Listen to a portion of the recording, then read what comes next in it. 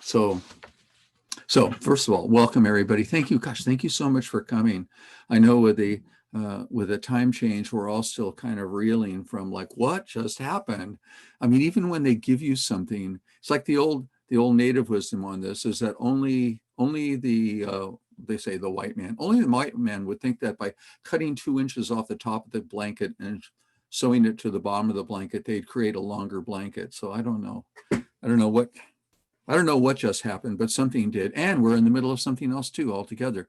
But today, what I really want to focus in on is a tune-up of our practices, because our practices create access to our neuroplasticity, that, this huge environment, this wilderness of unused resources and possibilities and potential.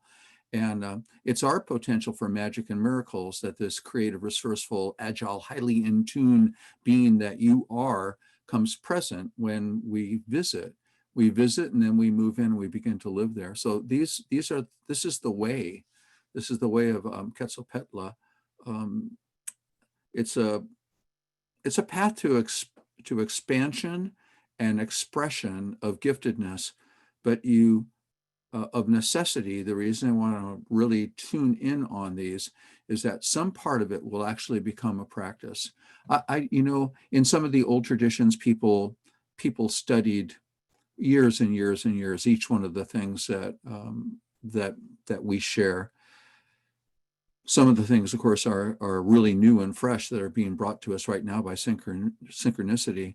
But the presence of you here at this time is just essential.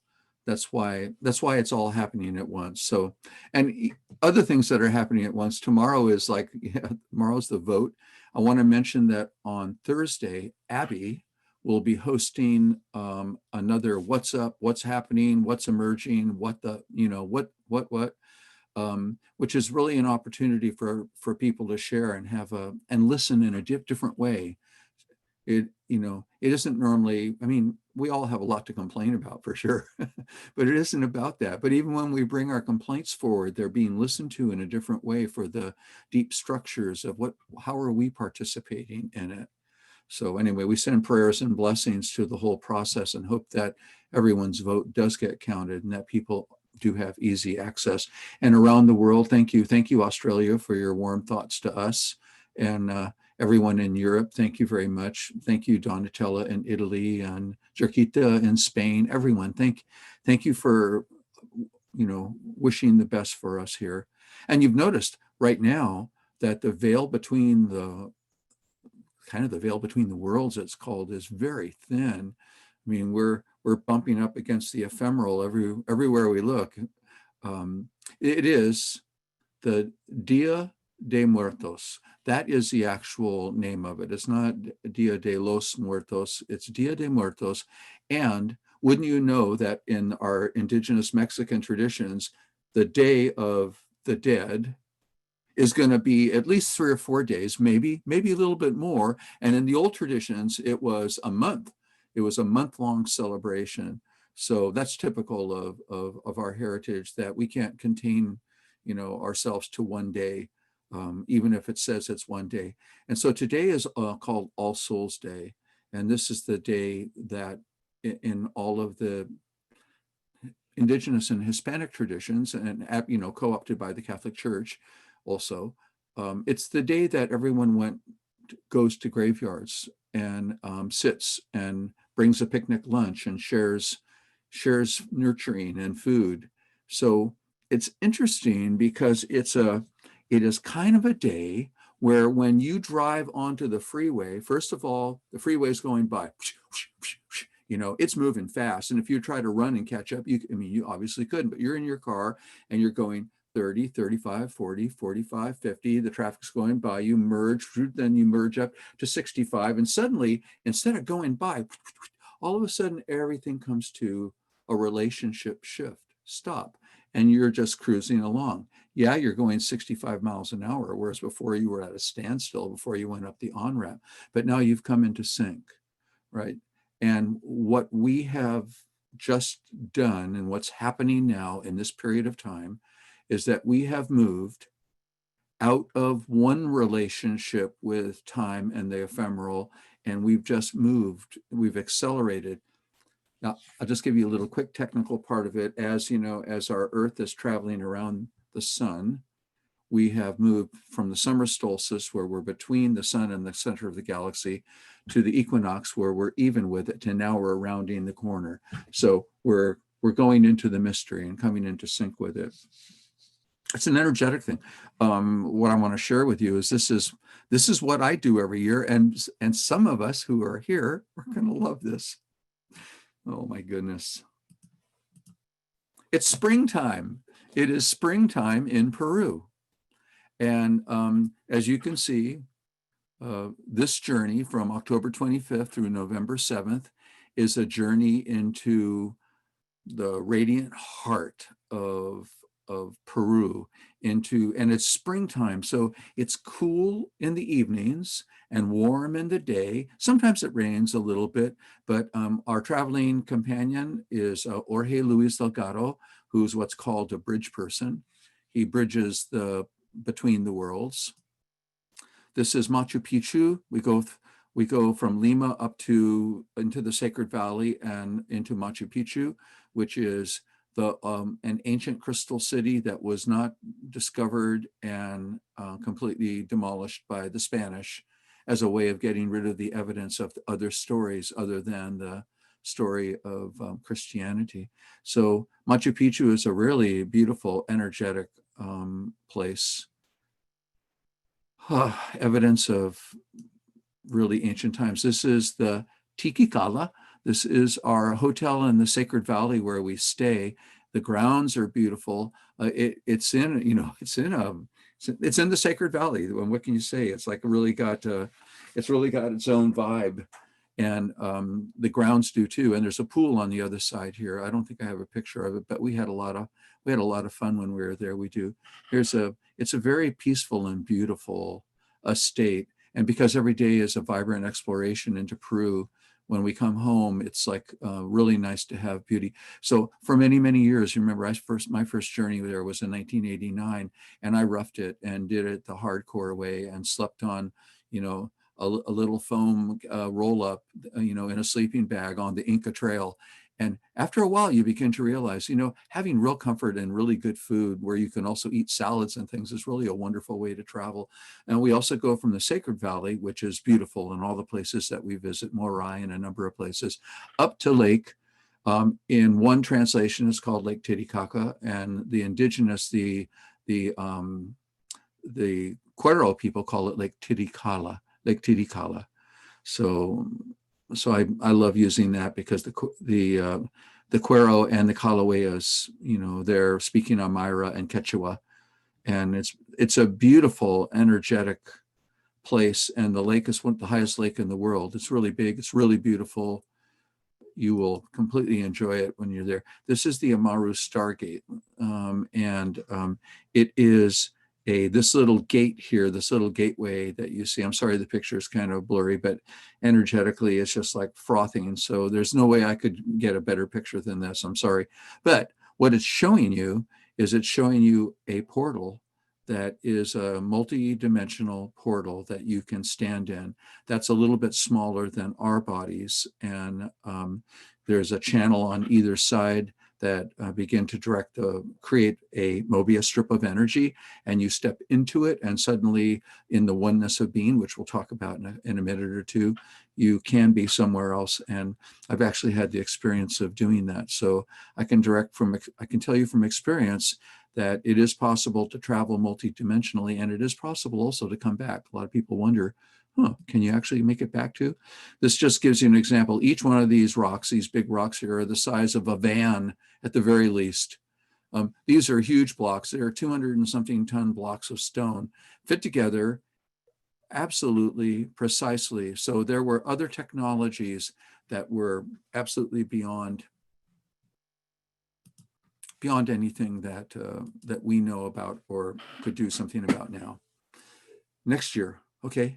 So springtime in Peru, it's a wonderful time to go into this thinness the veil into a place that is magical. I mean, a place that is just stunning. Everything is alive in the mountains there, the apus, they're called. The energy awoke in Peru on our planet. This is a mythology, but it's a beautiful one. Having moved from Nepal in north of India, next to Tibet, and the Annapurna range, where the Dharmapalas, which are the masculine, ferocious earth energies, the energy shifted to the presence of the feminine. In every way that we know it, this shift in presence is happening. So to go visit in person is wonderful. And I look at some of you that have been there. Elaine, we were in Peru. Yay! So, but let's get to our energetic practices tune-up, okay? The first and most important thing you can do, the simplest thing, is always remember to go outside. Go get in touch with nature. Go out and breathe under open sky. And yes, it can be in a city. Yes, it can be in your backyard.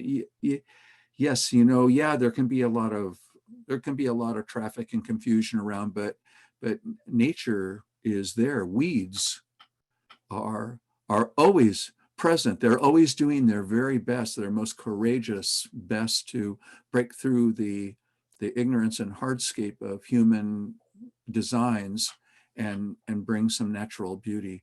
So even if it's one scraggly little weed, go outside, breathe the fresh air, tell it how beautiful it is, and see what begins to happen.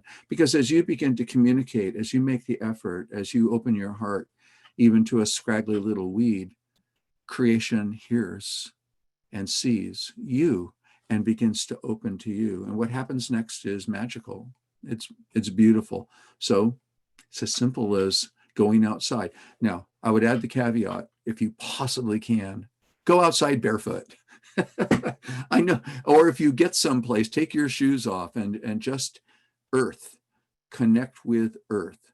This isn't about grounding. There's a lot of practices like grounding practices, like here's how you ground yourself and all that.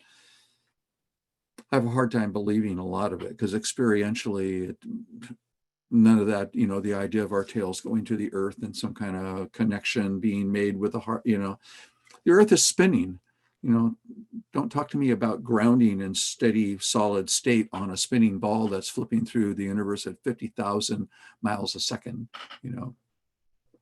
Earthing, though, is really possible. And that connected field that we get by being connected to the earth really does give us a sense of coherence. And then there's some practices that we do with that too that we'll talk about.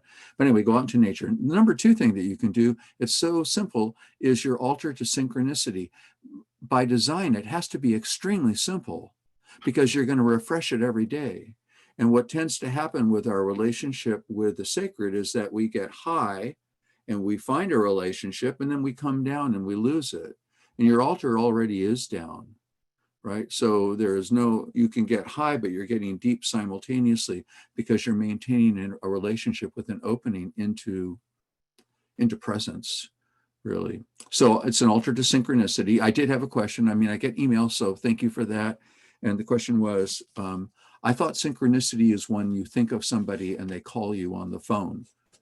Interesting, because a definition of synchronicity is the simultaneous occurrence of events that appear significantly related, but have no discernible causal connection. So causal connection, I think, is a key phrase there. It's like things occurring simultaneously without a causal relationship that one thing caused the other. Carl Jung, who is one of the gifts who brought synchronicity in this concept, mostly by creating mandalas a lot, and his exploration of mandalas, creating an altar to synchronicity, a mandala, in his life, and the creative process constantly brought him into a relationship where something that he was drawing would be the next thing that occurred in a way. He said, a synchronicity is meaningful coincidences, and if they occur with no causal relationship, yet seem to be meaningfully related. So what are these people trying to say in Kerplunk? What is it that the Bible, the dictionary, What is it that they're trying to communicate? Well, it's when you step into presence in morphic resonance, in the field of morphic resonance. These definitions were, and unfortunately, the stuff that's stuck in our brain, in our heads, that we call our minds, um, quantum connectedness is a new concept.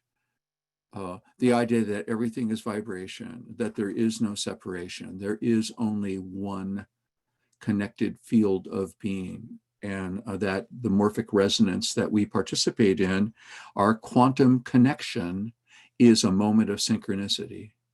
So for you to connect to the vast field of resources that are available to us in every moment to be able to participate in creating magical, beneficial outcomes, the journey is into synchronicity.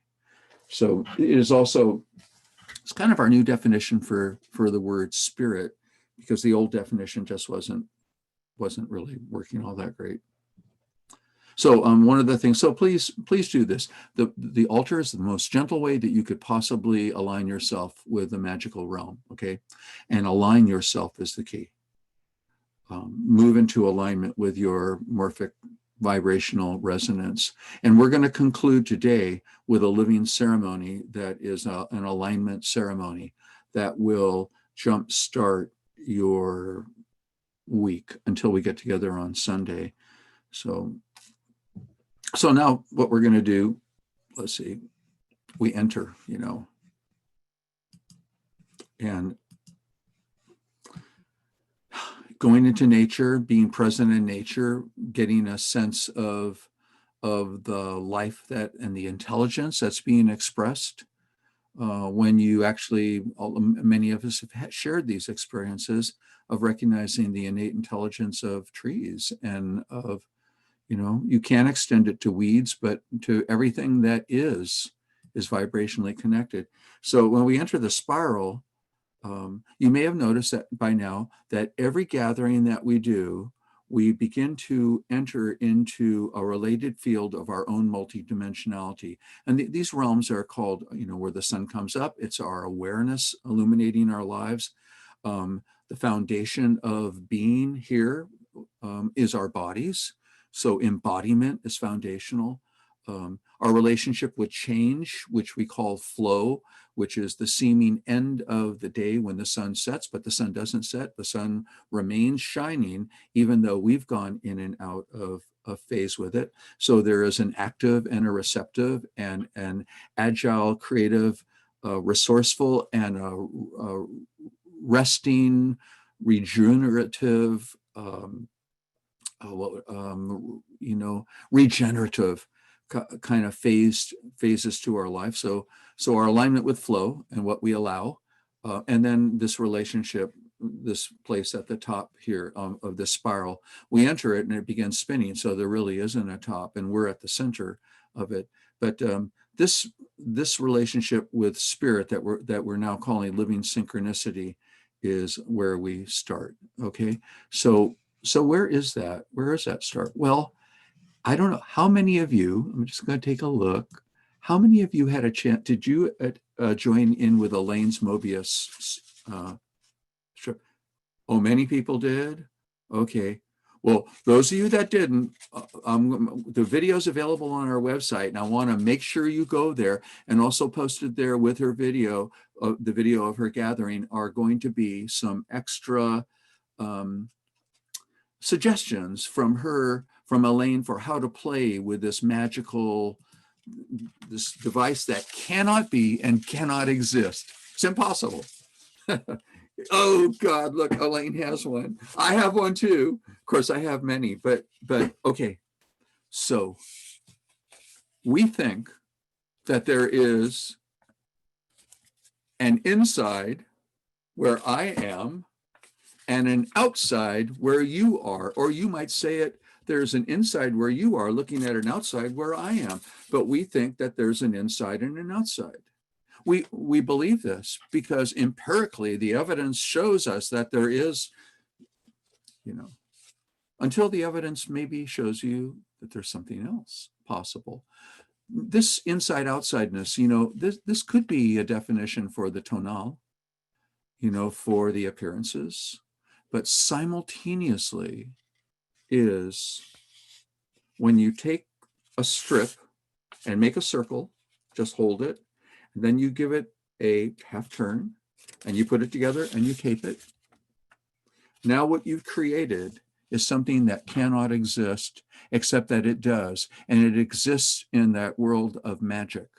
And it is evidence for you to play with, to hold, to wear, to dance around with, to make a couple of them, to show kids. I mean, suddenly what you realize, and the way that you do it is that you put this half twist, you tape it together, and then you take a pencil or a pen and you start somewhere on it. You can see that I made a line, and you start pulling it without taking the pencil off. And you pull it and you pull it and you pull it, and the pencil stays on. And after a very little while, the pencil ends up meeting itself. In other words, there is only one side to this device. There is only one edge. If you follow this edge and you put a marker on it, you will find that there's only one edge. There's only one line. There's only one side.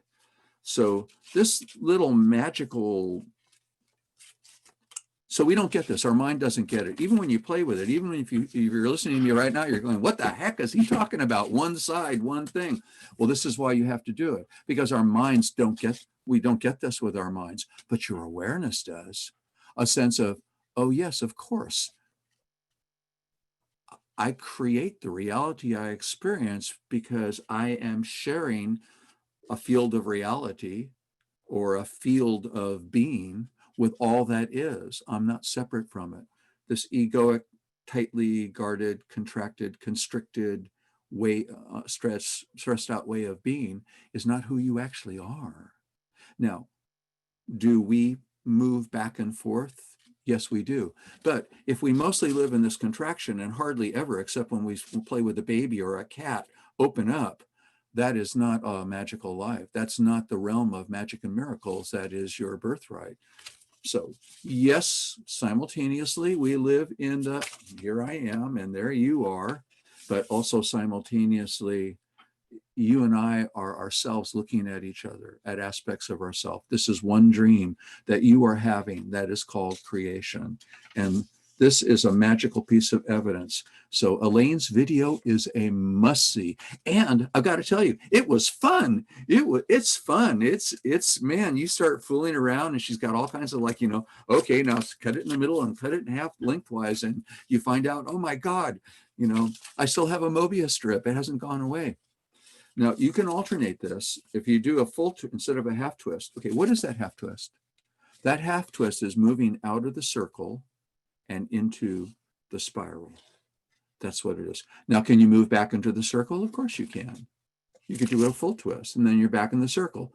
So with a half twist, which is 1 or 3 or 5 or 7, the number of turns that every time you give it that extra twist, what's happening is you're stepping out of the circle and into the spiral. So this is a very amazing device. So one of your practices has got to be to make one of these and then keep it around.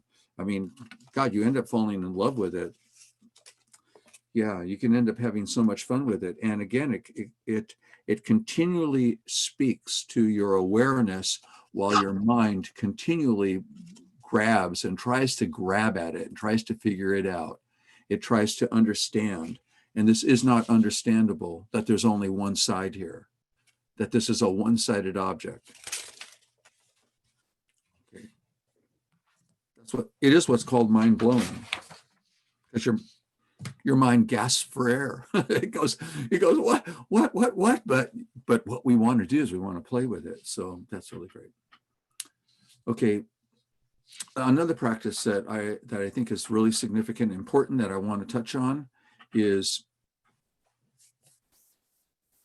there's a better question than who am I? Who are you? Who are you?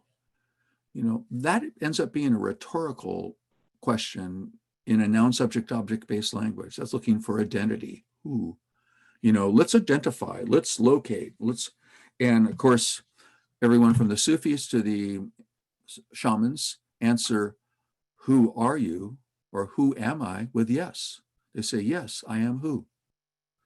And this leads to a certain amount of comedy, of course, but who am I? Who is the sound in many, many world cultures for the divine presence. So to say like tache hu means the fields of light are the flowing presence of the divinity. So who are you? Yes. But what are you? Now, what are you actually is kind of a good question, because our traditions would like to suggest to you that maybe what you are is different than you think. And what you are is that our physical bodies, the old traditions all know that the physical bodies are contained in a field of light that is called the rainbow body. It is you, it contains you, it is connected with all of light. You as a light body, remember the one, you're the one, as a light body, you're connected to the sun and the stars, and you're connected to the heart of our galaxy and the cosmos. This is one, you are one with creation. And you are an energetic, iridescent presence of the wild emanating light and black light of flowing totality. Katie sent a painting to try to describe this. So this is a painting that she did. This is like a rug behind, so you can kind of orient yourself. And yeah, something I love about what she did here is that this is the rainbow body with black light blasting through it, the exuberance of life. This is not this is an invitational piece of art. This is not something to be viewed as an audience member. This is something about the artistry of her that she got is that it moves you right into the spiral. You move right in, and suddenly you are in this sparkling, radiant field that is amazing. So, Katie, thank you for sending that. I like sharing things like that we do, because we're artists of spirit. So this rainbow body, by the way, is being studied by the neurobiologists now. This is the normal fields of study of neurology is pathology. All the things that go wrong, have gone wrong, can go wrong. That's what they actually study. But this new field is interesting because it has been generated by all the new measuring devices, kind of our digital age, and all of the new tools that have emerged. And these things are like functional MRIs that they actually watch real time, activity in your brain. High-speed film image capture is part of it, and electronic micro measuring devices. They've opened up this whole new area of inquiry that is very significant for us. The scientific reporting journal that is in this area is called the Journal of Attention, Perception, and Psychophysics. Psychophysics. Wow. Yeah, see, everyone's struggling with language. It's not just us. Attention, perception, and psychophysics. They sound like they belong here with us, though. So there's two quick studies that I want to mention to you that are the foundation for the irresistibility of actually doing this practice that some of you have adopted, and it shows. And because I love Zoom, because of the bit rate is high enough where I can see energy flowing. And this is just because that what is it called? The blur rate that normally inhabits the 1/3. Our eyes lock on to an objective target 3 times a second. So in between those lock-ons is a period of time that is a blur as you move your head and your eyes locate that. Some of us are locked down more than that, right? We don't see anything between objective, like reading a book. One advantage for me with having a really low blur rate, I guess, is that I can read like in a block. So thanks to my mom, I became a speed reader because she'd be coming down the hall and I'd be racing to get to the end of some science fiction chapter, and so I'd be grabbing like huge chunks of, of words and racing to get to the end before she opened the door to see if I was asleep, which I absolutely was. So, how you get there to loosening up your blur rate, one of our paths is to not attend to it, not be concerned about it, because the more effort you put out, the less of a return you get. If you can allow your hearing to expand, you can, like we're doing right now, just allow this sense of the space, the spaciousness around you to occur, then immediately this neurological lockdown of your seeing, this neurological grip and objectification of reality begins to relax. It's like, oh, okay, there can be some space here. So all this is measurable, right? Well, one story I got to tell you. There's a lot of money in life extension because an awful lot of boomers are willing to pony up money to find out what combination of CoQ10 and this and what protein and is it this or that. And so they funded a study at Cambridge. The Division of Life Extension, it's called Life Extension Sciences. So it was well funded, and they worked with mice that were aging and would die at 18 months. That was their pre-DNA orchestrated lifespan, 18 months. And what they did is they taught these mice some tricks. One was performance. One was a maze, because they wanted to test memory, they want to test agility, they want to test being able to combine the two, like, can we remember, against Alzheimer's and dementia, all these terrible things that, afflict us, mostly probably because of diet. But so they tried all these substances on them, and they had them go through a maze and find the cheese. They had them jump across a rope bridge, like between one area and another, a rope that they would run across to get the cheese. And then they had them use a hamster wheel, where the test was to run on the hamster wheel to get it up to speed, which opened a door that then, from running on the hamster wheel, they jumped through the door to get the cheese. So extreme agility, sort of a normal kind of the test of just like your sensory perception, and a memory test. They had other ones too, and they tried everything, and nothing worked.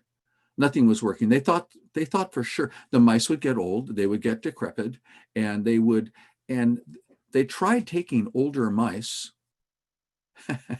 They tried taking older mice and reteaching them about the maze, like to refresh their memories, like left, right, the cheese, left, right, the cheese. And the mice were baffled. Finally, they realized that they were somehow, some component of their scientific experiment wasn't working, because no combination of anything was having any beneficial effects. And they knew that it should, from other studies that have been done. So they brought in a rat neurologist, because they couldn't find a mouse neurologist.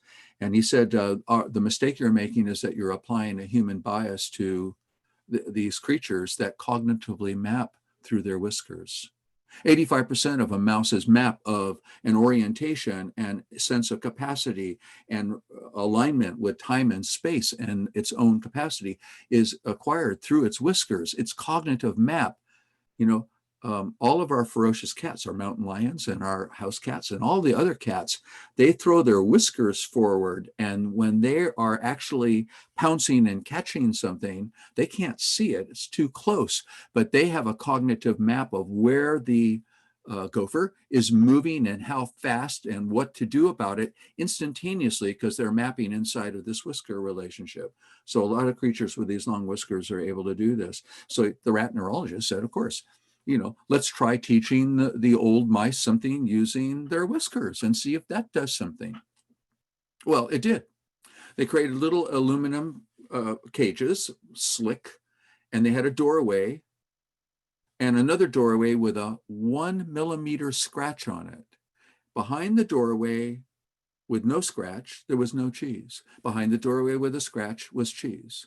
Then they would take, and then the following day they put the mouse, they took a group of mice, but they put the mouse and put it back in. It felt a door with no cheese. It felt a door with cheese, and it went to the door with cheese. It remembered that that little mark did it. Then they extended that experiment and used a door with two cheeses, with two scratches, and there was more cheese. So the mice learned this right away. And they were thinking, wow, we finally got the mice doing something that's interesting. And they're remembering from one day to the next, whereas the maze, like turn left, right, left, didn't work at all. Interesting things started happening. The mice that they were teaching through their whiskers started living longer. 20 months, 22 months, 24 months. The more they engaged the mice through their whiskers, the more they lived. So they were finding a life extension modality. It wasn't based on CoQ10 or vitamin C in this or that, or green tea or anything. It was based on the fact that the mice were turning on their own neuroplasticity and remapping cognitively their reality, and that access to something outside of the habitual patterns of mazes. And the old mice wouldn't even go across a 6-inch gap. The mice that had been learning through their whiskers would feel with their whiskers and say, oh, no problem, I understand this, I can do this. So these mice ended up living to 36 months on average. And it was mind-blowing that the answer to life extension had nothing to do with substances. It had everything to do with accessing neuroplasticity. So I have to, one little quick story. I've got to throw this in. Yeah, we have time for it. Because we're going to take a break too, remember, because I understand that we can only, do this for so long before we need a little break time. So they wanted to show this off. So they were going to show this off to a whole bunch of other scientists. They invited a bunch of people to come, and they started talking. They had a lecture in the morning. They were going to show them these mice and everything, but they got carried away, and they talked and talked and talked. And finally they said, well, we'll see the mice after lunch, because now it's like, it's like noon. So we better go ahead and have our lunch. And finally they went in about 1:30, and the scientists that were working with the mice said, watch this. And the mouse felt the different doors and went to the door with no cheese. They said, we have maybe some sort of a problem with this mouse. Let's put it back. They did another mouse, and that mouse went to the door with no cheese. They did 3 or 4 mouses, and they mice. They thought to themselves, oh my God, something really has gone really wrong. We're so embarrassed. I don't know what, we're going to have to recalibrate this. We don't know what's going on. And a lab technician stepped forward and said, I think I know what's happening. You guys were late, so I fed them lunch, and nobody's hungry. No cheese. So not only did they get younger, but they got smarter, right? So neural mapping. So a question for you is, what are our whiskers? What are your whiskers? I'm going to give you a hint. I think many of you already are saying, I know. You are a light being, a rainbow body that contains a physical form, that emanates light, flows light, is light receptive and light emitting. This light that you are, you're emitting is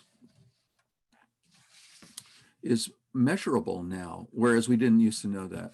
We didn't used to know that we could measure how fast your light was flowing. So a really quick study before we take a break. All the new testing equipment, testing muscle twitch rates and reflexes and everything, using this is from Stanford, and what they're using, it's an interdisciplinary group that was studying wild hares, because they're studying how fast the response of signals from our impulse, from our reflexes, all that How fast is an elephant slower than a human being? Well, yeah, it takes a long while to get there. So they were studying hares because wild hares, and don't look at me like that, you guys, no looking at wild hair. Wild hares are able to go from 0 to 40 in just seconds. They can, and it's unexplainable how fast they're able to move. And when they're studying muscle twitch rates, which is like how fast all the symbolism of hares being so fast that they move into like a blur, probably making butter or something, that there's a light-based aspect to it, that these kind of rates of speed that are ridiculous, that they operate approaching the speed of light. Our eye-brain connection is something that operates at about 10 milliseconds. That's how long it takes for an image to be captured. Like this one, that's how long it took you. Except now they can measure that we do respond even faster than that, up to 13 milliseconds. So what they began to realize is that the hares were responding to something that was entering a field. Now, these are scientists, so they're not looking at a girl with flowers and a crack in the cosmic egg and a rabbit looking at you, telling you that all of creation is intelligent and that these spirals have something to do with rabbits, right, with wild hares. So what is the connection? The wild hare, pursued by a predator, senses the intentional field of the light-based body of the predator, whether it be a fox or a wolf or a coyote or something. And instead of needing physical well, first they thought maybe it was heat. Maybe it sensed the heat of the predator, or maybe it sensed somehow sonically because of the ears, the noise and all of that. Or that there maybe, they didn't know what it was, but then they began to realize what it is. Yeah, the light-based body, the biophotonic field, which they're now being able to measure, of the hare was big enough so that it sensed the intentional field of the predator and would make an erratic, usually a right degree turn. So it would move, and it would move again, and move again, and move again. And it's doing it at near the speed of light. And they measured this. Of course, they did a bunch of tests with hares in the laboratory. So it wasn't heat, it wasn't electrical, it was biophotonic field, and they're mammals. And just like the whiskers, the biophotonic field of the hare would inform the hare, just like the cat having a cognitive map. This biophotonic field would inform the hare of the direction and the speed and the approach of danger. And it would make a corresponding move, and it would move it at an abrupt angle. So they labeled this field a tensegrity body. We're getting to the home stretch here. This light-based intentional field is something that you have. That this is the rainbow body being now brought forward. It is so provable that for you to be able to direct your own light-based being, to attenuate your whiskers in a way that creates a new cognitive map inside of you. I'm hoping that this is an absolutely irresistible argument for doing this. I'm asking for 90 seconds a day. I know that's a lot of time given how busy we all are, but 90 seconds stepping into the eternal is going to create so much benefit that it's going to reshape your relationship with time. This is a new relationship with time. This is one of the things that Elaine in the group brought forward. It's like, I noticed that I'm starting to, yes, when you approach this field of the inexpressible connectedness of all being, you're stepping out of linear time. You're stepping into a relationship that makes some of our alignments with time that we talked about, with the past being in front of you, the future behind you, and death being now an advisor instead of an adversary. Suddenly, instead of like some sort of like a, how the heck can you explain, what? Suddenly you begin to get these things because you are now creating your own agility, your own youthing, your own regenerating of the gift of yourself in this field of the great mystery. So you can direct the flow of your own biophotonic field for your benefit, creating benefit for others as well, by creating spirals of coherence that end up becoming harmony, because inside of you, this harmony of the flows of your own active and receptive aspects, the gift of who you are, begins to shape itself. You begin to come present. You begin to inhabit a neurological field of your own neuroplasticity that isn't the lockdown, highly neurally pruned habitual behaviors that cause us to see the world in such limiting ways. So if you put the mice and the biophotonic field together, you have the ability to direct your flow of your energy. Now, I really loved what White Star shared. We first called it, some of the names for this is that you open to the present moment with love. Instead of acting in the world, instead of trying to fix the problems, the path to hell created with good intentions, right? Instead of all of that and the exploitation of yourself in service to some noble cause, instead of all that, you bring your active part to connection with your heart, with love, and your left hand, instead of holding the receptive, holding the compromises and the accommodations to keep dysfunctional and destructive and exploitive systems alive for the sake of the children, or just for our own sake. You bring that to below your belly button, to this real deep connected place. This is a double helix. This is a spiral going up and a spiral going down. And this is the double helix of your own DNA.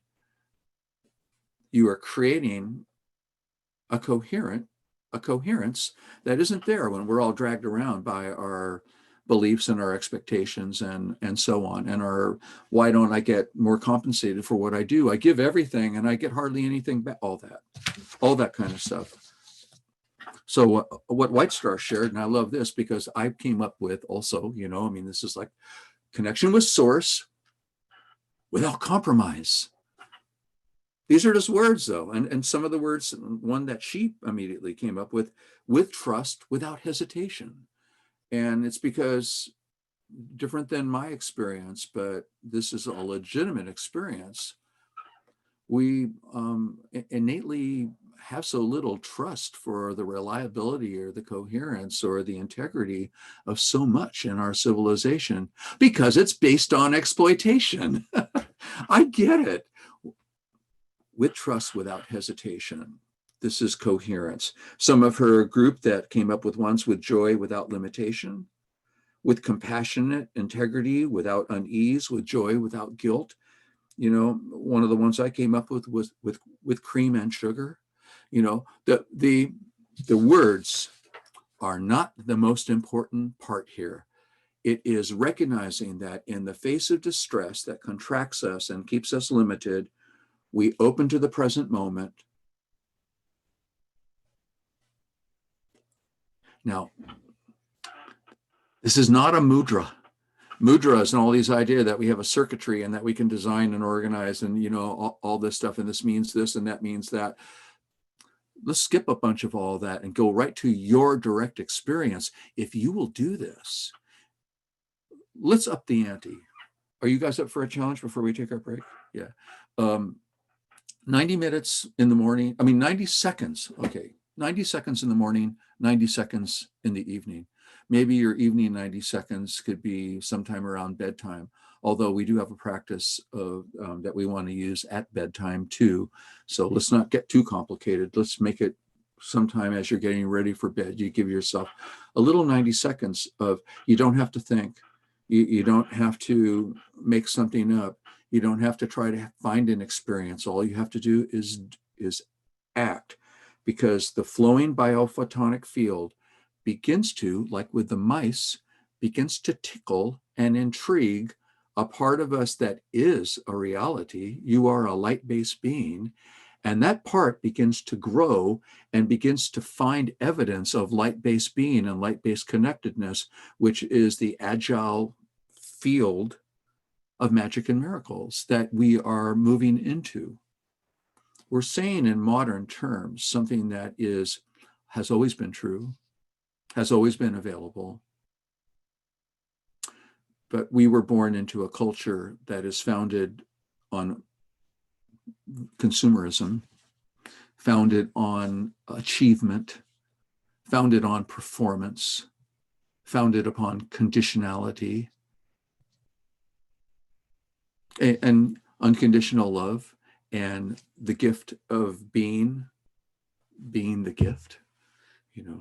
When we find that and recover it, when you act from this place of coherence, remember the Mobius strip.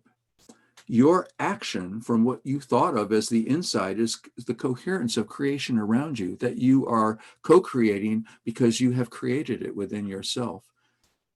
This is, to the mind, a little baffling, but we'll work with that in a little while. So, okay, 5-minute break. Okay, so what I'll do is I'll put us on pause.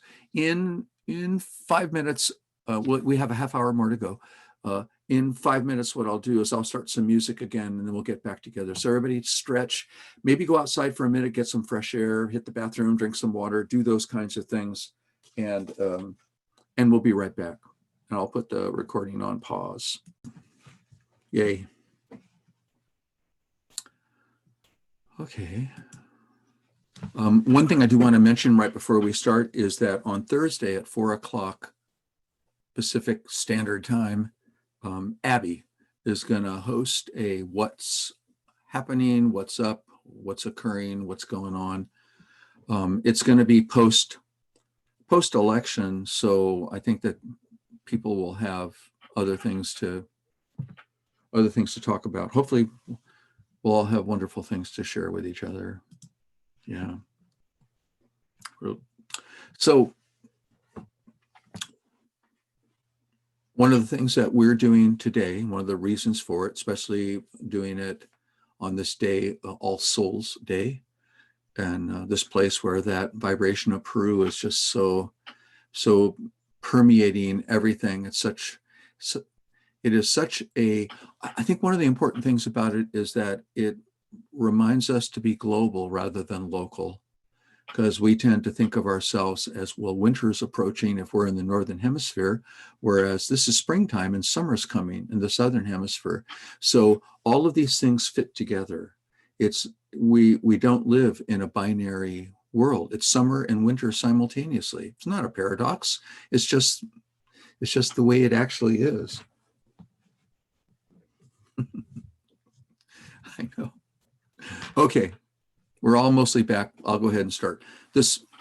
Well, what I was going to say is that an alignment ceremony, so that you are aligned with this larger picture rather than the temporary political, the disputes, the issues. I mean, yes, the issues are very serious. I mean, I've got that, but the issues are even more serious than that. So it's one of the prices we pay for awakening, is that you move out of the simplistic idea that there's a bad guy and into a larger field where everything's all happening at once, and our sense of judgment, people operating with their own agendas. I mean, the whole swirling, chaotic catastrophe is the field that we become artists in. So this practice, so we're going to do an alignment that will prepare you for this next couple of weeks, maybe even next couple of months. We'll all stick with it. It's called recapitulation. And what that means, it's a very specific word used in our context that means to recapitalize. Recapitulation doesn't mean to review, or it doesn't mean the themes that have been introduced come back, although that's part of it. These meanings do, but it's not a noun, subject, object word. It's a verb that means to recapitalize. So recapitulation is the act of personal energy management. It's a practice that I think will benefit you. We'll give it enough backstory so that you will say, yes, I think I could dig into that. It's because what we're doing is going to be very simple. But we've made investments in what we call reality that don't serve our best interests. That's the simplest way of saying it.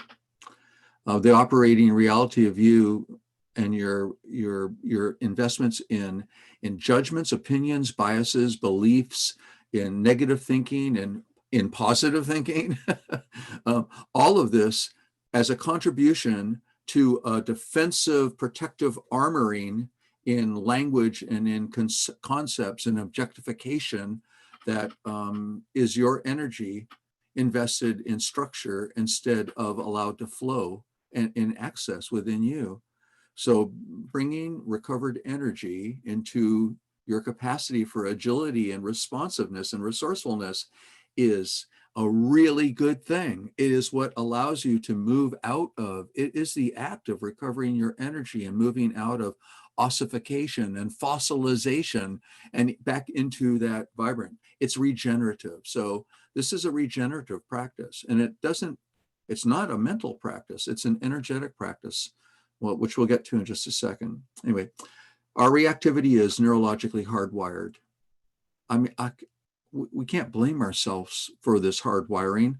It is part of the neural pruning that is the domestication into a culture that is highly polarized, as we know, into a culture that is binary and posits good and bad. And I mean, all these opposing adversarial relationships with things. What's more appropriate, though, is responsiveness and the open field of the present moment.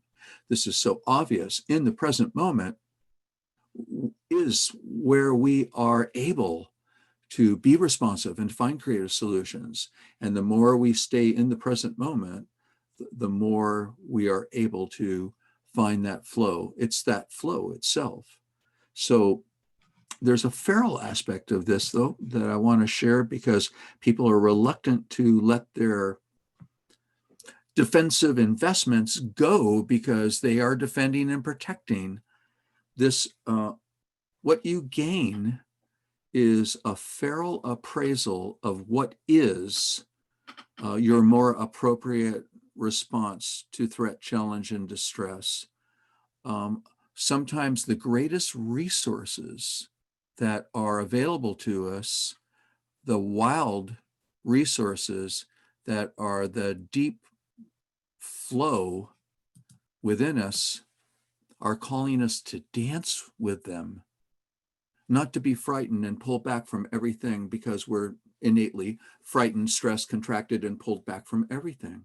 So the benefit of opening to the present moment and removing your investment in a preordained defensive structure that is projected on everything, the benefit of this is you regain the feral agility to find your friends, your companions, your brothers and your sisters, your tribe, the wild that is here to dance, is here to be a part of the effervescent, the flow, the radiance of life. So this capacity, instead of defending ourselves with structure, posits that by regaining your feral agility and your ability to see in the present moment what is, that you naturally, innately say, that's a bad thing in a bad direction. I'm not going there. Those are bad people. I won't do that. I'll do this. You're making better decisions that actually take better care of you and protect you better than the investment strategy, which oftentimes what it gets is it gets crushed. So recapitulation is the recovery of your fluid responsiveness. Now, there's a very deep autonomic nervous system component to this. When we're challenged, when we're distressed, our system responds with either the gas, which says, get me out of here, or the brakes.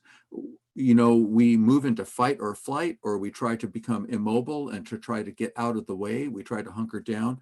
We have these strategies that are built in. Now, the gas and the brakes originally, their original intention, well, let's talk about some of the ways they've been perverted.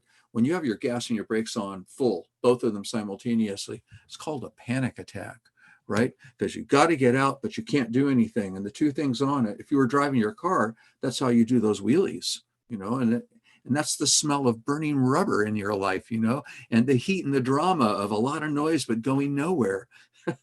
That is gas and brakes.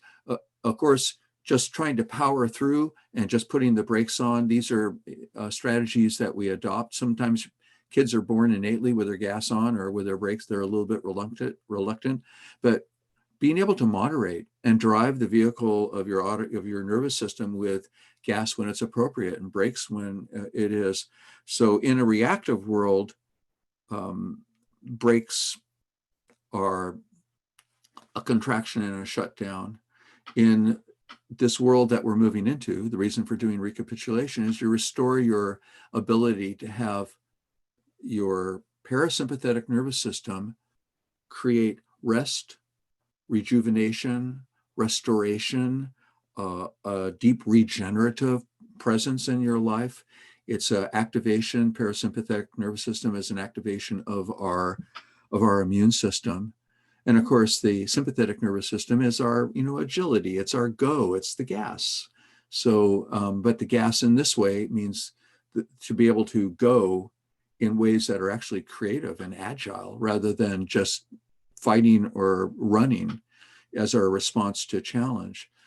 So there is a better path, and that's what we're activating here. What our goal is with this practice that I'll share is to release the hardwired reactivity that we've internalized. So in the old traditions, this became very mental, and we're going to steer away from that. You are not a science project, although you are something, but not a science project. And the idea of taking an inventory of every aspect on every dynamic of your life and going back and removing your energy from all the investments that you've made and having, it's called the inventory, and it is a laborious, long process that is, I think, not necessary. I don't want us to blame our, these things are rationalizations that our mind attempts to control this whole process that I'm describing by making good stories about how we're making progress and how we're becoming better. And this covers any real opportunity for something to significantly shift in the way that we manage. Our mind stays in control.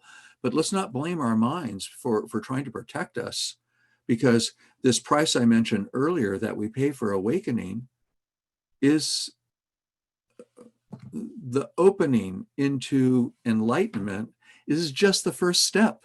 Once you're an open, agile, light-filled system, aware of yourself as a light-based being, a rainbow body being, then getting busy creating continuing benefit for yourself to restore your ability to create benefit for others.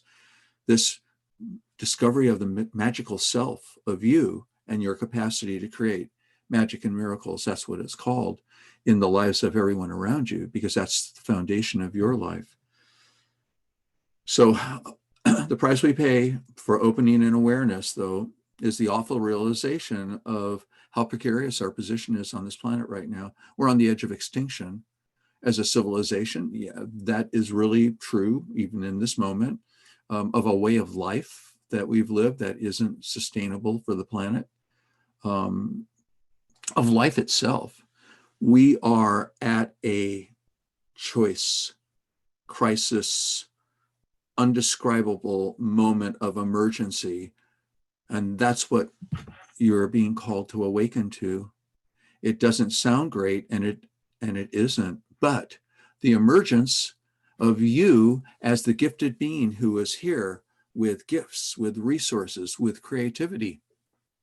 This is the healing of this that's being called for. The emergency is calling you to emerge. So, and to join others in creating mutual benefit for life. So how do we do this? You allow yourself to experience your distress in a certain way. Instead of the science project, you become quiet. It helps to create a little coherence within yourself. And you let something that has a wince factor, like, oh, bubble up, like, I can't believe I said that. Instead of the mind saying, you stupid idiot, you always just open your mouth and say the wrong thing.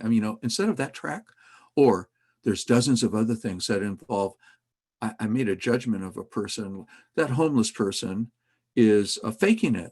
Obviously, that whole thing is, whatever that judgment is. Gosh, if you could see the real desperation of so many people's lives, even people that seemingly have it so together, our biases, our beliefs about others, habitual negative takes on things that, you know, are just part of that. Always, things always go that way. They always go wrong.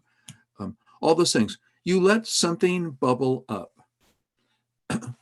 All of these things are connected. So you don't have to find some big dramatic thing that is like, oh, you know, this is not about breastfeeding and wailing. This is about locating something that has your energy invested in it that makes you go, ooh. Now, how do you call it back? I wish there was a technique that was absolutely rock solid, certain. I wish I could tell you, this is how you do it. A lot of our traditions offer certain head positions and movements, and you contain yourself in a small, tight spot, and you move your head from one side to the other while you're inhaling, exhaling, or making a sound of some type or other. No. The call to the present moment advises you to breathe. I trust your innate intelligence, and so does your body. The gift of you that you can be grateful for is that if you breathe coherently, like allow yourself to hear on an in-breath and allow your body to express on the out-breath, this is a spiral. So you're not entering it in a binary way where one thing is capturing and the other is release. What you're doing is you're locating an energetic investment, and part of your innate intelligence is just recovering. It would be like, how difficult it is to go to a bank and say, I made an investment in oil stock, in diamond stock in South Africa.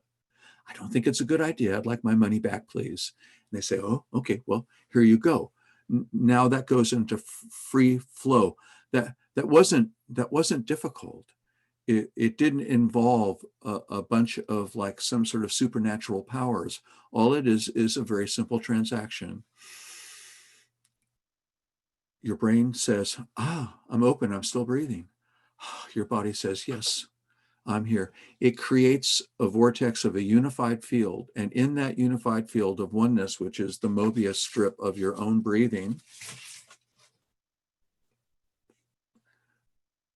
your investment in your belief, in your judgment, in the issue, whatever it happens to be, just the energy flows back to you as you release and let go of it.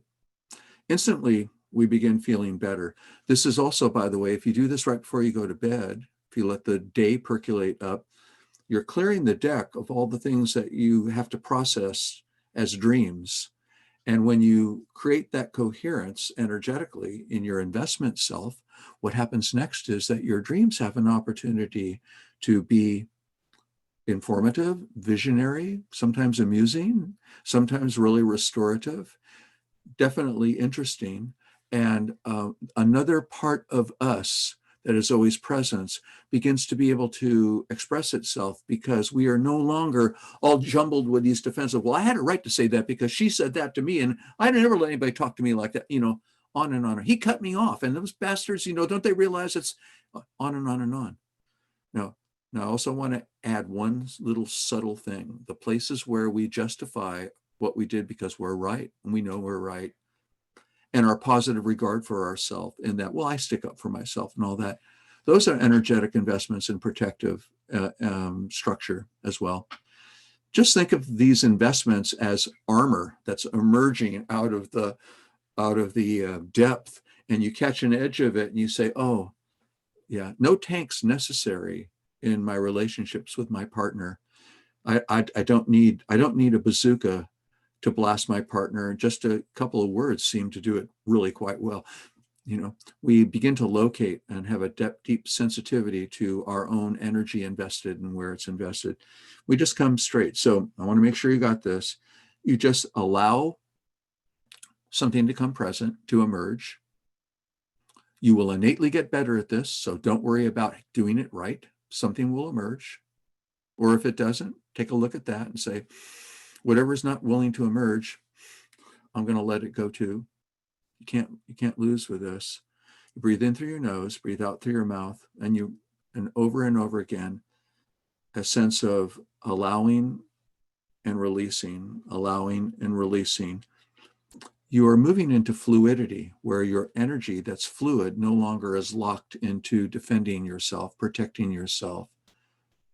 Okay, so this is called recapitulation, recapitalizing. Then when you make an energetic investment in something in your life, something creative, something important, a meal, a conversation, that energy that is free flowing gets invested, and you know that that energy is flowing into a situation. You know that you're moving into a place of creativity. You know that you're moving into a place of participation. You're not thinking that you're separate from the world and have to protect yourself, or that other people ought to do things this way because that's the way they should be done. You become very fluid. You become very feral, essentially. So that is a different definition of feral. It doesn't mean like the kitties that got away. It is that original self, that wild heart, that gift of innate intelligence from creation, the essential unique giftedness of you has a chance to emerge. And that's what we're talking about. In response to the emergencies, to allow you to emerge. And there's so much possible for us. It's not optimism, it's not hope, it's not trust, it's not faith, it's a certain knowledge that we assembling now can heal ourselves on this planet, our friends and our families, that we can not only do that, but we can have fun doing it, and we can create incredible beneficial outcomes that look like magic and miracles from a contracted world, but are just the natural domain of our creative resourcefulness. So I hope you will take on recapitulation. And let's see, we have a little time. Let's move to alignment. Yeah, this is going to be perfect. So ultimately, alignment is opening the gates. We call them gates, the portals, allowing our awareness to open to the radiance of being, becoming grateful for embodiment, and instead of the habitual negative things that we say about ourselves, or the lack of loyalty, our bodies have betrayed us, all that. I mean, all that self-talk about ourselves, just being grateful for the gift. This also means being grateful to our parents and our ancestors, our lineages, just that little tiny bit of grateful. If you can't find gratitude because they were so messed up and they were so injurious, what you can be grateful for is this next breath. You can be grateful to be here. You can share the gratitude that I feel that we've created a community that is sending messages of certainty to creation itself around us, and the trees and the creatures are beginning to say, you know what, that humans might actually manage to restore sanity among themselves and wellness for the whole planet. So we're opening these gates of perception. In this place of flow, all we're allowing ourselves to do is embrace change. So there's a difference between flow and our willingness to allow change and to participate in change, and the morphic field of connectedness that is living synchronicity. So we activate, we open all of this, and in this place of centrality in the middle with these open field, this alignment that we're achieving, above us, where we are, and below us is a coherent, open, agile, synergized presence. Here's what it looks like, and then we're going to go. When you open the metabolic, the limbic, and the neocortical, when you open your body intelligence, your heart intelligence, and your innate intelligence, and you begin to move into synergy, which is what we're aligning to do, you become agile instead of rigid in your structure, instead of being locked down or coming out of a spiritual practice that leaves you head forward, dragging your body and your heart behind us, or your heart guarded, but your body and your brain being present, or you being involved in physical activity just to burn off the stress or something. You move into a place of real supple agileness. So when we move to the center, that's what we're moving to. The gates of perception are open and we move into a synergy within ourselves. Resourceful, creative, agile. Remember, the mice were able to recover their ability to do incredible things. They restored their youthfulness. They regenerated. And this is what you're doing. You're regenerating yourself so that you have that supple capacity. So we're going to open our gates of perception to our multidimensionality, really. And from that center of our being, affirm that we are the presence of life, loving, caring for a life. So this is what we're going to do together. Now, I invite you to move out of open eye or closed eye. That closed eye experience of closing your eyes in an internal state, there's plenty of times when that's valuable. This place, this liminal field that we're sharing, is a place of just very slight perception. I'm going to put up some images because I'm too distracting. Here I am, talking to you. My voice, you'll hear my voice, but let's, if you need to see something for a moment, just let an image touch you and allow yourself to find that soft place where it's in between open and closed eye. And it's just a slight. You can also ride between letting it shut just a little bit more and open just a tiny bit. Find that subtle place. You are attenuating your own neurological investment in creating an objective reality that doesn't exist. So let's find what does exist. Let's move into okay. The reason why objective reality doesn't exist is that there are no objects. Everything is fields of energy. Everything is fluid, interconnected, flowing. We've become contracted and rigid, but we're moving to this place of out of egoic contraction into echoic connectedness, okay?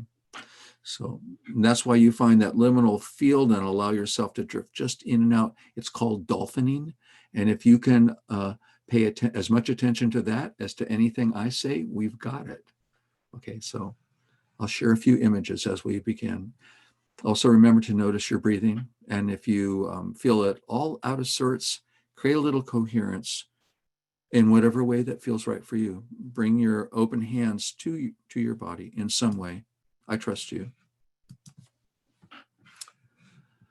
Okay, dancing with the wolves. So where we start is we start with the rising sun of awareness, which informs us of our own multidimensionality and our own capacity that we can simultaneously be in the sacred, planting seeds, flowing, speaking truth, holding the light, the torch high in the presence of chaos and catastrophe, that we have awareness. The rising sun of awareness is here now in all of our lives. And you, as a light-based being, can open your hands, wiggle your fingers, you're attenuating strands of light that are connected to light, that are connected to all of light. And the portal of light opens, and what used to be a guard keeping you safe in your beliefs now becomes a guardian of the opening to the creative potential. It's here in every moment.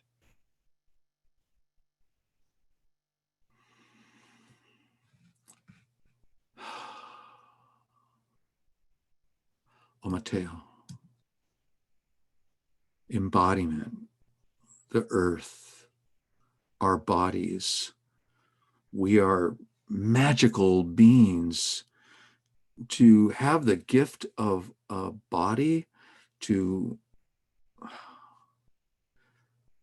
be able to be present, the wild heart of creation beating in our hearts, all creatures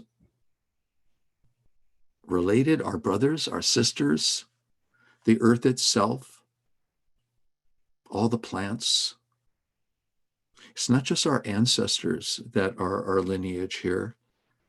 Life itself, Every living presence is our presence. Every living being is ourself. Every coral reef, every eagle in flight, everything, all the creatures. You're a magical being. We are magical beings. And you bring your hands to your body. Give yourself the most gentle of hug. Give yourself a hug, and just the tiniest great gratitude is enough. A gratitude for this breath.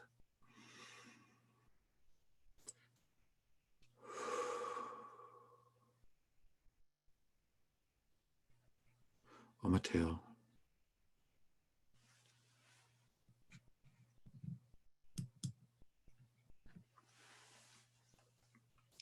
We turn to flow. Everything changes. Everything is always changing.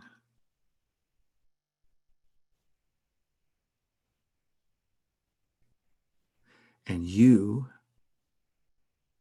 can shape with light the flow of change. This is the art of spirit that you are remembering now, that to attenuate and shape the flow of life, of light, of water, of change. Shaping life as the magician, the magical being who can see and create benefit by shifting and shaping. This ever-changing presence, always been here, always will be. Change, flow.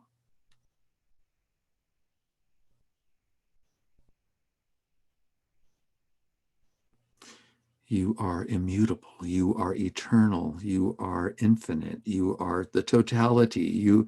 You are the flow of life itself.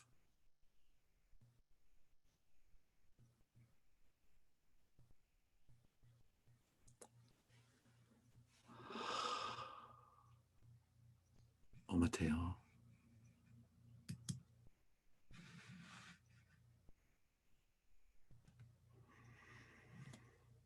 We turn again. We turn into the wisdom that is, as it turns out, the wisdom of the wild heart of creation that is our heart. The wild heart of creation sending this message to you is your heart. It's your heart speaking to you. It's a spiral. Yes, it's the free flight. It's a message.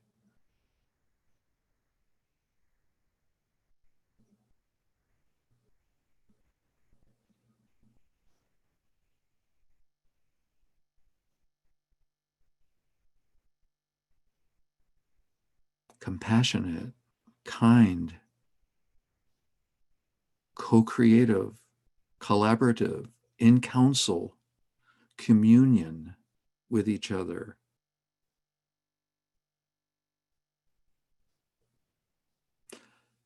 You can relax. There's no pursuit of spirit. You are.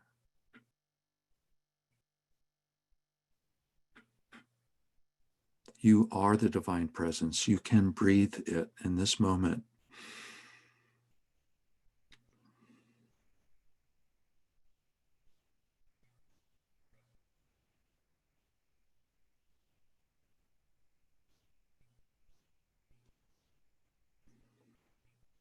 And now, in the presence of the spiral, we come to the center.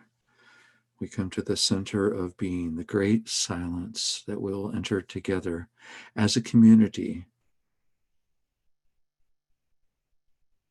able to deeply vibrate,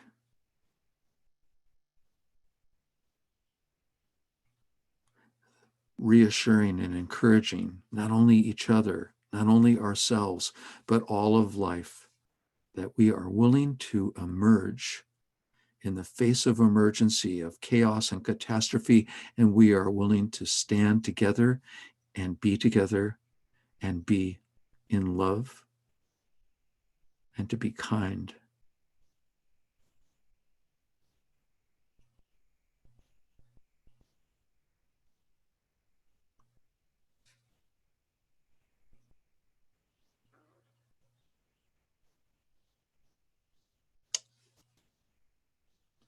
Bring your right hand to your heart.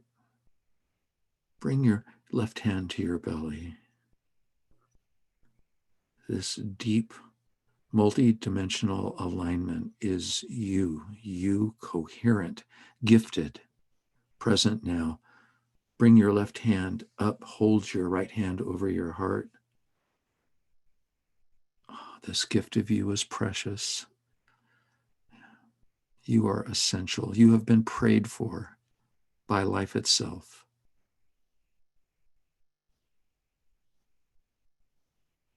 Thank you, thank you, thank you.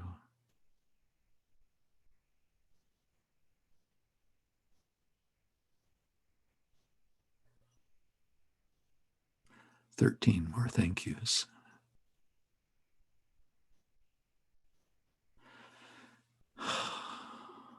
And a blessing. Om Mateo.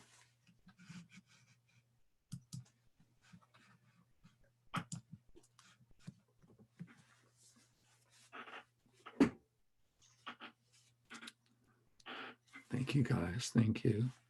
Thank you so much. Yeah, thank you.